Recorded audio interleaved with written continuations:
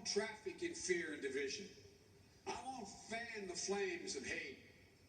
I'll seek to heal the racial wounds that have long plagued our country, not use them for political gain. Former Vice President. Hey, welcome back. Man, a lot's been going on. I had this post planned for last week, but I got distracted by everything that's going on in our country right now. But I do want to backtrack and start with this, and I will post other things regarding what's going on in our country and a lot of the things that are, quite frankly, very upsetting. But first, let's start with the video that's posted along with this, showing Joe Biden essentially saying, I won't traffic in fear and division. I will not fan the flames of fear for political gain. I mean, he said it, you saw him say it, and it's really interesting because just several days before that, he penned an op-ed with Senator Tammy Duckworth, and I'd like to read it to you and you be the judge. He says, a boy landed in the hospital after being beaten up by his classmates on school grounds. A little girl was pushed off her bike in the middle of a park. A nurse was assaulted on the subway, and another was spit on while delivering medicine to a sick patient. A father was hit over the head by a man swearing at him on the street. In the past several months, countless Asian Americans have been punched and kicked and threatened, told that they would be sorry if they didn't leave this country, their country.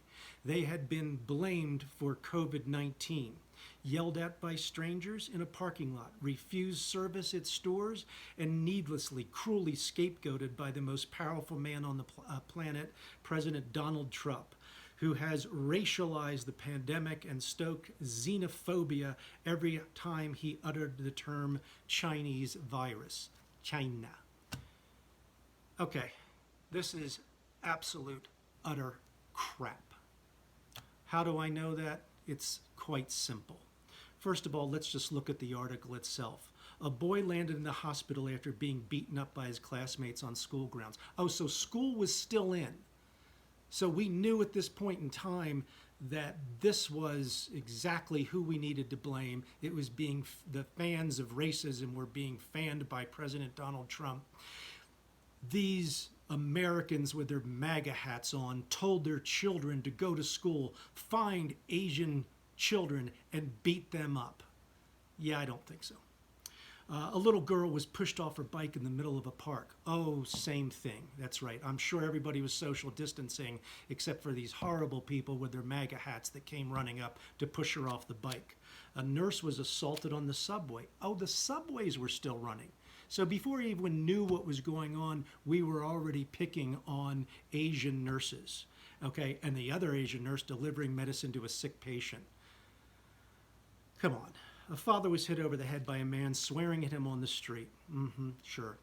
Okay, give me names, give me dates, give me times, give me specifics. You're just making out a man, a boy, a nurse, a little girl.